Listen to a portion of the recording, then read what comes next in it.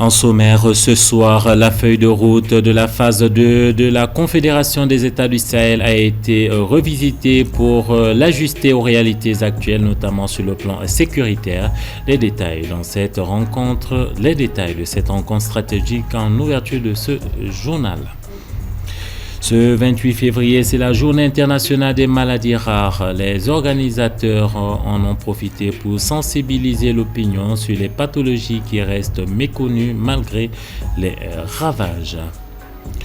Le Moyen-Orient retient son souffle. L'Iran a riposté aux attaques israélo-américaines subies dans la nuit du vendredi à samedi. La tension était de plus en plus vive ces dernières semaines entre les trois pays. Madame, Monsieur, bonsoir. Le Mali, le Burkina Faso et le Niger poursuivent le renforcement de leur coopération au sein de la Confédération des États du Sahel.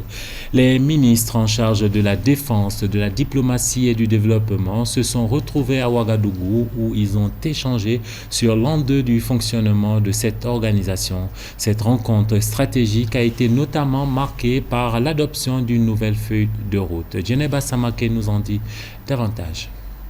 La réunion ministérielle de la Confédération des États du Sahel tenue le 26 février 2026 à Ouagadougou intervient à un moment clé de consolidation de l'AES dans un contexte sahélien marqué par de fortes pressions sécuritaires, politiques et géopolitiques.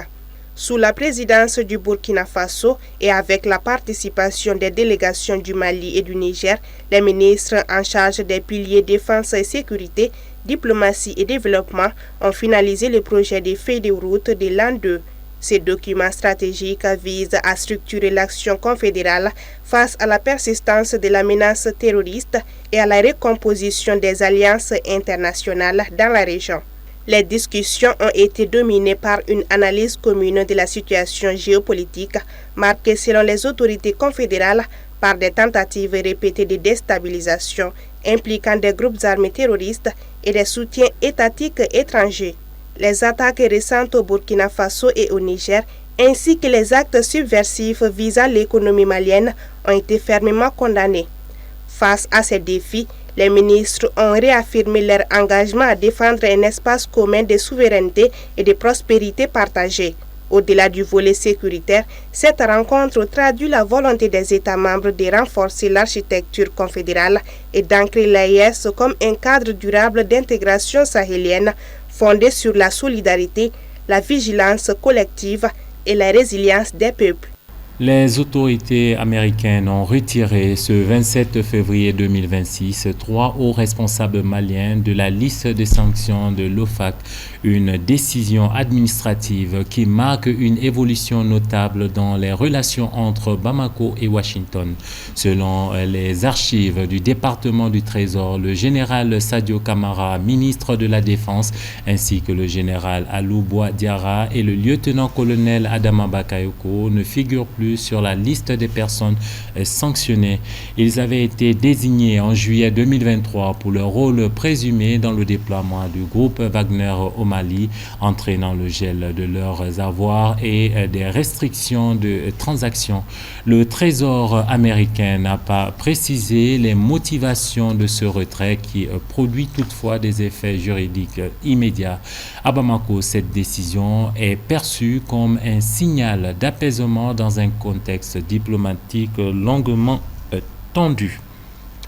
Sans transition, le 28 février, c'est la journée internationale des maladies rares. À cette occasion, des patients, des professionnels de santé ainsi que des partenaires se sont réunis au Centre national d'appareillage orthopédique en commune 5 du district de Bamako pour sensibiliser l'opinion sur ces pathologies encore peu connues. Reportage de Moussa Traoré. Chaque année, la Journée internationale des maladies rares vise à attirer l'attention sur des maladies souvent méconnues du grand public, mais aux conséquences lourdes pour les patients et leurs familles. Au Mali, cette journée est célébrée pour la 7e fois consécutive. Elle constitue un cadre d'échange et de sensibilisation autour des défis liés à la prise en charge de ces pathologies. Cette célébration permet surtout de renforcer la visibilité des personnes vivant avec des maladies rares et de mobiliser davantage d'acteurs autour de leur accompagnement. Aujourd'hui, nous sommes là pour la 7e journée de la journée mondiale des maladies rares. C'est la 7e fois que le Mali fête ça, mais au niveau mondial, c'est depuis 2008 qu'on fête les maladies rares. Les maladies rares sont des maladies qui n'atteignent pas dans le monde plus d'une personne sur 2000. Donc quand ces maladies n'atteignent pas plus d'une personne sur 2000, on les appelle des maladies rares. Si on les prend individuellement, elles sont rares. Souvent c'est un seul patient dans le monde qui a la maladie, mais ensemble c'est plus de 350 millions qui sont atteints de ces maladies. Et quand on les dénombre, il y a 7000 à 8000 différents types de maladies rares. Les spécialistes rappellent également que les maladies rares regroupent plusieurs pathologies ou manifestations diverses dont certains apparaissent dès le bas âge et nécessitent un suivi médical spécifique. C'est des impacts qu'on ne peut pas évaluer réellement. Parce que généralement, les maladies rares peuvent commencer à l'âge nourrisson même. Voilà. Et puis même à l'âge adulte encore, ça peut apparaître à tout moment. Ça peut venir subitement gâcher toute une vie. Donc d'évaluer, donner une évaluation d'impact à ça financièrement, c'est très très compliqué. Ce qui est sûr, c'est des maladies qui entraînent des pauvretés extrêmes, terriblement extrêmes qu'on ne peut pas imaginer. Derrière ces pathologies, généralement, il y a des handicaps très très sévères. Des handicaps qu'on ne peut pas encore imaginer. À travers cette journée marquée par des actions de sensibilisation et des dons en faveur des patients, les acteurs de la santé entendent encourager une meilleure compréhension des maladies rares et renforcer la solidarité envers les personnes qui en souffrent. Une mobilisation qui rappelle l'importance d'une prise de conscience collective pour améliorer durablement la qualité de vie des patients au Mali. Le complexe scolaire Académie Synergie a organisé cette fin de semaine une journée culturelle éducative. L'objectif, selon les organisateurs, était d'enrichir l'apprentissage des élèves avec ce puissant levier de dialogue, de paix et de cohésion qu'est la culture. Ibrahim Babi pour le reportage. Former une jeunesse consciente de sa richesse culturelle, fière de ses racines et capable de faire de la diversité un levier de dialogue, de paix et de cohésion, telle est l'une des aspirations fondamentales de l'école malienne. Animé par cette perspective, le complexe scolaire Académie Synergie de Faladia Siema a donné vie à cette vision ce jeudi 26 février en organisant une journée culturelle éducative. Notre objectif, c'est d'abord de valoriser l'identité culturelle du Mali. Développer également les talents et la créativité de nos enfants et relier aussi l'école à la société afin de former des citoyens vraiment responsables. Placée sous le thème « La diversité culturelle du Mali, facteur de cohésion », cette journée a brillé non seulement par la richesse de ses réflexions, mais aussi par un défilé vibrant et la présentation d'œuvres d'art impressionnantes. Ce que nous avons fait, on a parlé de culture, mais dans quel sens? Dans le cadre de l'éducation, pour que tout ce que nous avons dit, tout ce qui seront dit après sur la culture, soit dans leur sac, dans leur bagage intellectuel, afin qu'ils puissent s'en servir pour les jours à venir. Parce qu'en réalité, on ne peut pas être autre chose que ce que nous sommes.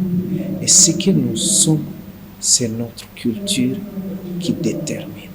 Et si on prend soin de notre culture, je crois qu'on ne sera jamais des brebis égarées. Ces enfants sont magnifiques. Ils veulent comprendre quelque chose dans l'art. Ils s'intéressent beaucoup à l'art. Ça m'a beaucoup touché, beaucoup impressionné. La vie, c'est la transmission. Et ça montre qu'on doit transmettre nos savoirs à nos enfants. Nos enfants ont besoin, car c'est notre identité. Loin de se résumer à un simple divertissement, cette initiative a ouvert aux élèves des perspectives uniques.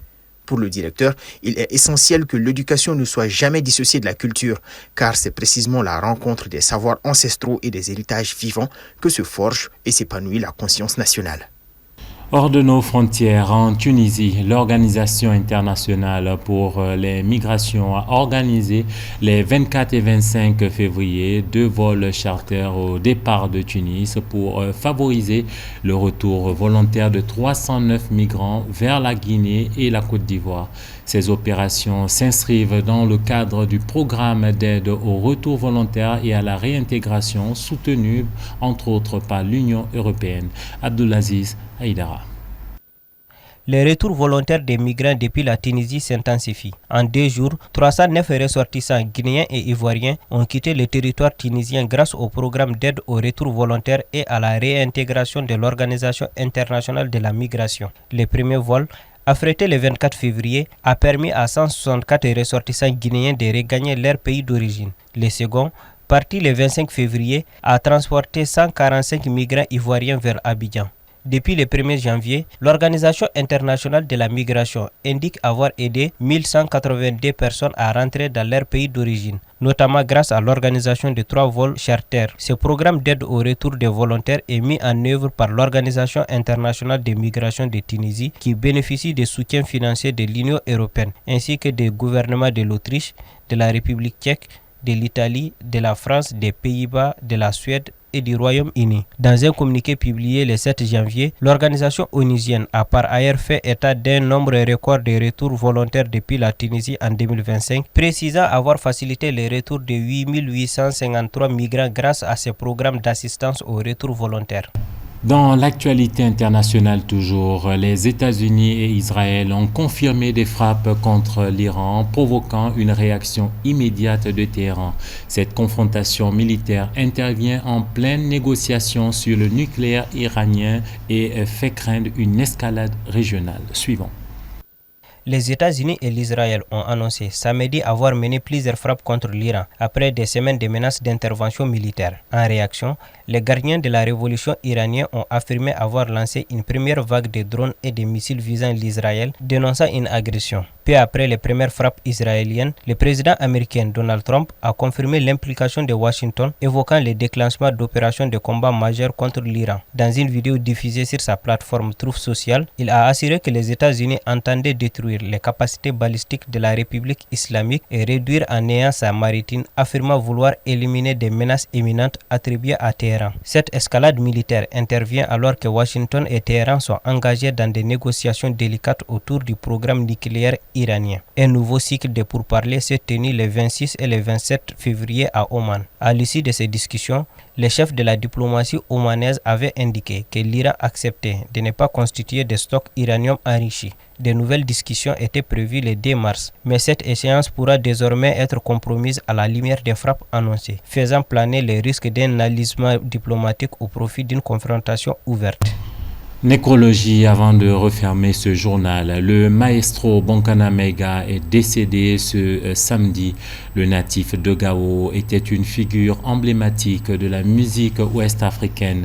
Compositeur, arrangeur, flûtiste de talent, Bonkana Mega a fondé et dirigé durant 14 ans l'Orchestre national de la radio-télévision ivoirienne tout en enseignant la musique au Conservatoire national de Côte d'Ivoire. Formé à La Havane, à Cuba, de 1964 à 1973, le maestro malien a grandement participé à la renaissance des sonorités afro-cubaines en Afrique de l'Ouest. Il a notamment cofondé le groupe Africando qui mêle les rythmes africains, cubains, mexicains et portoricains. Ce maestro malien a collaboré avec des artistes de renom à l'image d'Alpha Blondine, Aïcha Kone ou encore Ray Lema. Il a mis en avant la musique africaine à l'international durant des décennies sur TV5 grâce à son émission Star Parade. Maestro Bonkana Mega est décédé à l'âge de 77 ans. Point final à cette édition d'information. Madame, Monsieur, merci de votre fidélité partout au Mali et hors de nos frontières, particulièrement à Tunis, en Tunisie.